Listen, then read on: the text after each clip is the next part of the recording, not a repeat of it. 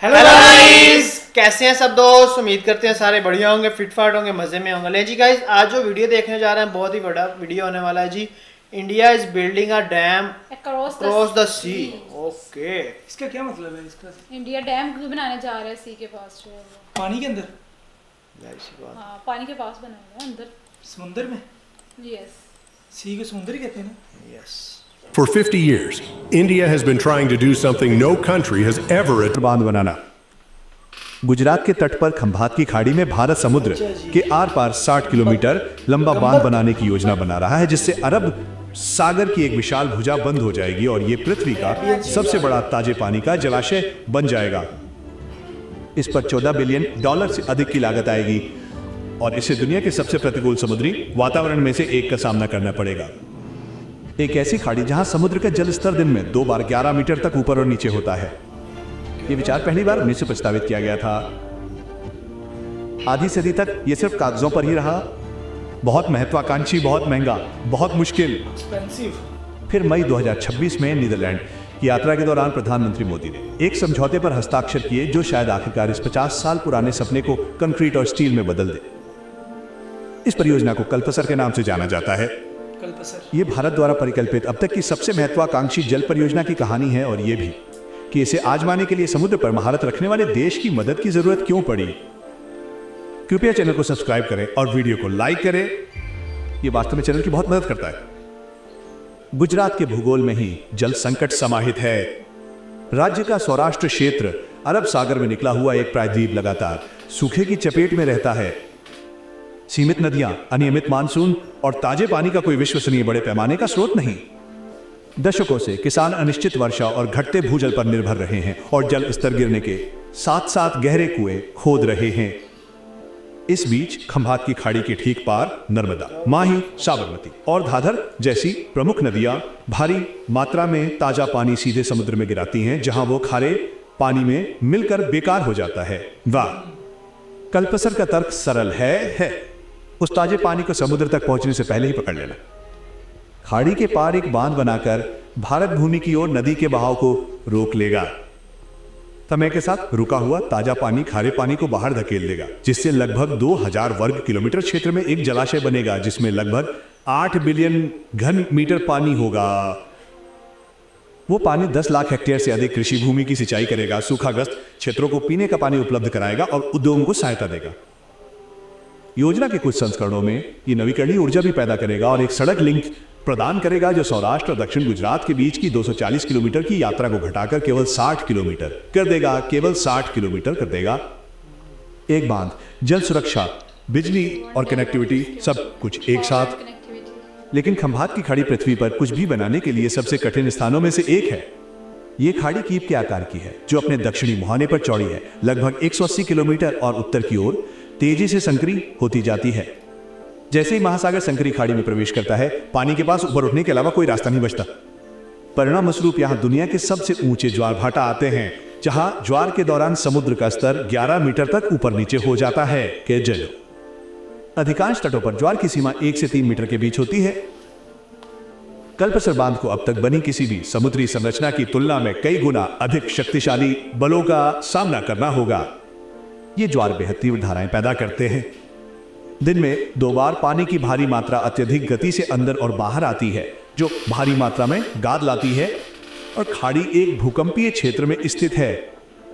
60 kilometre लंबे बांध की नींव को लगातार खिसकते समुद्री तलछट पर रहते हुए भूकंपों का सामना करना होगा। यह संयोजन चरम ज्वार, प्रचंड धाराएं, भारी तलछट और भूकंपीय जोखिम यही कारण है कि ये परियोजना 50 वर्षों से केवल कागजों पर ही थी, फैल रही थी। और गुजरात अच्छी तरह जानता है कि बांध टूटने का परिणाम क्या होता है। 1969 में गुजरात के मोरबी जिले में अत्यधिक मानसूनी बाढ़ के बाद माछू -2 बांध ढह गया था। 20 मिनट के भीतर पानी की एक विशाल दीवार नीचे बसे शहर को बहा ले गई। मृतकों की संख्या का अनुमान 1800 से 25,000 के बीच है। गिनीज बुक ऑफ रिकॉर्ड्स ने इसे इतिहास में सबसे घातक बांध टूटने की घटना के रूप में दर्ज किया है। तुलना सीधी नहीं है। कल्पसर एक बहुत ही अलग प्रकार की संरचना है, लेकिन मोरबी त्रासदी दर्शाती है कि गुजरात में जब प्रमुख जल अवसंरचना विफल होती है तो क्या होता है। और कल्पसर किसी नदी को नहीं बल्कि समुद्र के एक हिस्से को रोकेगा, पुरसोकेगा। यहीं पर नीदरलैंड की भूमिका आती है। नीदरलैंड से बेहतर समुद्र को रोकने की कला कोई देश नहीं समझता। देश का अधिकांश हिस्सा समुद्र तल से नीचे स्थित है। सदियों से डच लोग तटबंध और अवरोध बनाकर जीवित रहे हैं। उनकी सबसे प्रसिद्ध उपलब्धि अफस्लूटडिक है, जो 1932 में पूरा हुआ 32 किलोमीटर लंबा बांध है, जिसने उत्तरी सागर के एक हिस्से को बंद कर उसे मीठे पानी की झील में बदल दिया। उसे मीठे पानी के कल्पसर के साथ इसकी समानता लगभग सटीक है। खारे पानी की खाड़ी को बंद करना, उसे मीठे पानी में बदलना और पीछे की भूमि की रक्षा करना। डच लोगों ने यह लगभग एक सदी पहले किया था, लेकिन कल्पसर अफस्लूटडिक से लगभग 2 गुना लंबा है और एक भूकंपीय क्षेत्र में है जहां ज्वार कहीं अधिक ऊंचे हैं और इसे एक ऐसे खतरे का सामना करना पड़ता है जिसके लिए डच लोगों ने कभी डिजाइन नहीं किया। अफस्लूटडिक शांत उत्तरी सागर में स्थित है। खंभात की खाड़ी अरब सागर के चक्रवातों के रास्ते में आती है, जो पहले से ही चरम ज्वार के ऊपर तूफानी लहरें पैदा कर सकते हैं। यह अफस्लूटडिक की अवधारणा का बड़ा स्वरूप है, जिसे कहीं अधिक हिंसक वातावरण में स्थापित किया गया है। मई 2026 में मोदी की नीदरलैंड यात्रा के दौरान दोनों देशों ने कल्पसर पर तकनीकी सहयोग के लिए एक आशय पत्र पर हस्ताक्षर किए। तटीय इंजीनियरिंग और ज्वारीय अवरोधों में डच विशेषज्ञता को भारत की सबसे महत्वाकांक्षी जल परियोजना पर लागू किया जाएगा। विस्तृत परियोजना रिपोर्ट 2025 के अंत में अपने अंतिम चरण तक पहुंच गई। मई 2026 में गुजरात ने औपचारिक रूप से पर्यावरणीय मंजूरी मांगी, जिसमें 1.33 लाख करोड़ रुपए यानी लगभग $14 बिलियन की अद्यतन लागत सूचीबद्ध की गई। 50 वर्षों के बाद कल्पसर अंततः अवधारणा से निर्माण की ओर बढ़ रहा था, लेकिन निर्माण की ओर बढ़ना निर्माण करने जैसा नहीं है। खाड़ी को सील करना भारत के सबसे उत्पादक समुद्री पारिस्थितिक तंत्रों में से एक को मौलिक रूप से बदल देगा। यह खाड़ी महत्वपूर्ण मत्स्य पालन का समर्थन करती है। इसे बांधने से खारापन बदल जाएगा, मछलियों का प्रवास रुक जाएगा और पूरा तटीय वातावरण बदल जाएगा। समीक्षा समितियों ने पहले ही पिछले संस्करणों को आगे के अध्ययन की मांग करते हुए टाल दिया है। पानी में एक समस्या छिपी हुई है। जलाशय को भरने वाली नदियां साबरमती और माही भारत की सबसे अधिक औद्योगिक रूप से प्रदूषित नदियों में से हैं। उस पानी को रोकने से वो साफ नहीं हो जाता, और जैसे मीठा पानी खारे पानी को बाहर धकेलता है, उस विस्थापित खारे पानी को कहीं तो जाना ही होगा। इसे वापस अरब सागर में छोड़ने से अत्यधिक खारे डेड जोन बनने का खतरा है, जहां समुद्री जीवित नहीं रह सकता। डच लोगों ने पानी को रोकना सीख लिया है। प्रदूषण को रोकना पूरी तरह से एक अलग समस्या है। इसके पीछे एक शांत रणनीतिक तर्क भी है। चीन भारत के उत्तर में बहने वाली प्रमुख नदियों के जल स्रोतों को नियंत्रित करता है, ऐसी नदियां जिन्हें भारत नियंत्रित नहीं कर सकता। कल्पसर अलग है। यह पूरी तरह से भारत के अपने क्षेत्र के भीतर एक विशाल मीठे पानी का भंडार बनाता है। ऐसे युग में जहां ऊपरी तटवर्ती देश पानी को लाभ के रूप में इस्तेमाल करते हैं, एक आत्मनिर्भर भंडार गुजरात के खेतों से परे रणनीतिक महत्व रखता है। और फिर लागत और समय की बात है। 2022 का अनुमान 1 लाख करोड़ रुपए था। 2026 तक यह बढ़कर 1.3 लाख करोड़ रुपए हो गया है। गुजरात का कहना है कि यह परियोजना मंजूरी मिलने के 8 वर्षों के भीतर पूरी हो जाएगी। स्वतंत्र अनुमान बताते हैं कि इसमें 15 साल लगेंगे और यह 2030 के दशक के मध्य से पहले पूरा नहीं होगा। भारत की विजनजाम पोर्ट जैसी बड़ी परियोजनाएं अक्सर 5 साल तक देरी का शिकार हो जाती हैं। अपनी तरह का पहला समुद्री बांध इससे भी अधिक देरी का शिकार हो सकता है। अभी खंभात की खाड़ी खुला समुद्र है। दिन में 2 बार ज्वार आता है और पीछे हटता है। 11 मीटर तक ऊपर नीचे होता है। एक ऐसी खाड़ी में जिसे भारत अब जो बनाने की योजना बना रहा है, उसके करीब भी कुछ नहीं बना। यदि कल्पसर पूरा हो जाता है तो यह मानव इतिहास की सबसे बड़ी समुद्री इंजीनियरिंग परियोजनाओं में से एक होगी। 60 किलोमीटर लंबा अवरोध जो समुद्र को रोकेगा, पृथ्वी पर सबसे बड़ा मीठे पानी का जलाशय बनाएगा और पूरे क्षेत्र की जल सुरक्षा को बदल देगा। और यदि ऐसा नहीं हुआ तो यह वही रहेगा जो यह 50 वर्षों से रहा है, भारत द्वारा परिकल्पित सबसे महत्वाकांक्षी जल परियोजना जिसे वह कभी पूरा नहीं कर सका, जिसे वो कभी पूरा। डच लोगों ने 1932 में अपने समुद्र को सील कर दिया था और कभी पीछे मुड़कर नहीं देखा। भारत अब कहीं अधिक बाधाओं के सामने दोगुनी विशालता के साथ वही उपलब्धि हासिल करने का प्रयास कर रहा है।